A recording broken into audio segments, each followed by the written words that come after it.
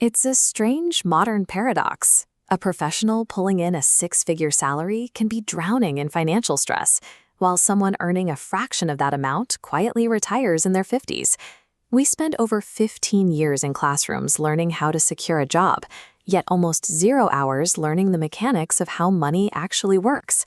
Without that basic financial literacy, millions of people walk blindly into systemic traps, operating on the false assumption that a higher income is the only requirement for building wealth. But the size of your paycheck doesn't determine your financial security.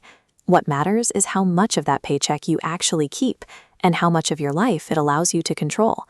The distinction between being rich and being wealthy is often the difference between financial fragility and actual freedom. Being rich means having a high current income to afford expensive things. Being wealthy means having accumulated, unspent assets that generate freedom. Because professionals often confuse these two concepts, they build fragile financial systems. They pour all their energy into generating a larger income rather than retaining the assets that actually build wealth.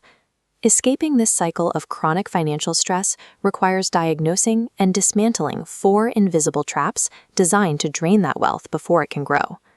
The first trap is lifestyle creep. This is the psychological phenomenon where, as soon as your income increases, former luxuries suddenly become perceived necessities. This chart shows the median square feet of new American homes. Between 1973 and 2003, while median wages remained largely stagnant, the median home grew 50% larger. We were buying space that we hadn't actually earned. Financial authors like Robert Kiyosaki point out exactly why this happens. People mistakenly buy liabilities, things that constantly cost money to maintain, like luxury cars or oversized houses, while believing they are buying wealth-building assets. Saving money is ultimately a psychological battle. True wealth is simply the mathematical gap between your income and your ego. The second trap is the illusion of affordability, driven by buy now, pay later schemes and equated monthly installments, or EMIs. A high salary looks impressive on paper, but in practice, it gets systematically sliced away. A car payment here, a phone installment there, and minimum credit card dues often devour the majority of a paycheck before a single dime can be saved. This stacked debt carries a severe psychological toll. It causes deep financial anxiety and sleep disruption, tying individuals to high-stress jobs they might resent simply because they have to service those liabilities. Consumer debt quietly converts a professional's future time and mental peace into mandatory labor for financial institutions. Even if you avoid debt entirely, you hit the third trap. Leaving all your money sitting in a standard bank account feels safe, but mathematically, it is an ineffective way to store value. This chart illustrates the real rate of return. If savings yield 3.5%, but inflation is 6%, you generate a negative return. This acts like a leaking bucket, silently eroding purchasing power over a decade, so savings buy less. Unless that money is invested in assets designed to outpace inflation, the traditional active saving becomes a hidden drain on your future purchasing power.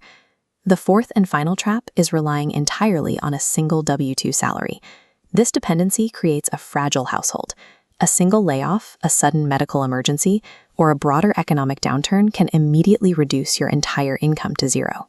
Financial security remains an illusion as long as your survival is tethered to a single source of income that is entirely out of your control. Breaking out of the middle-class trap requires you to stop chasing a larger salary and start prioritizing the acquisition of assets. A useful mathematical tool for this is the Rule of 72. By dividing the number 72 by your annual investment return rate, you can calculate exactly how many years it will take your money to double, provided you shield it from lifestyle creep. To accelerate that compounding, you have to build multiple streams of income. Whether that comes from a side business, real estate, or dividend-paying stocks, these secondary streams plug financial leaks and multiply your surplus cash. Financial independence is an optimization problem. You solve it by controlling your ego, outpacing inflation, and diversifying your income inputs. Escaping the middle-class trap doesn't require a massive salary. It requires consistently smart, long-term financial decisions. Investors like Warren Buffett prove that lasting wealth isn't the result of overnight windfalls. It is built through decades of patient discipline and compounding. Wealth is the ultimate reward for that discipline. Its true value isn't the ability to buy more things, but the absolute freedom to control your own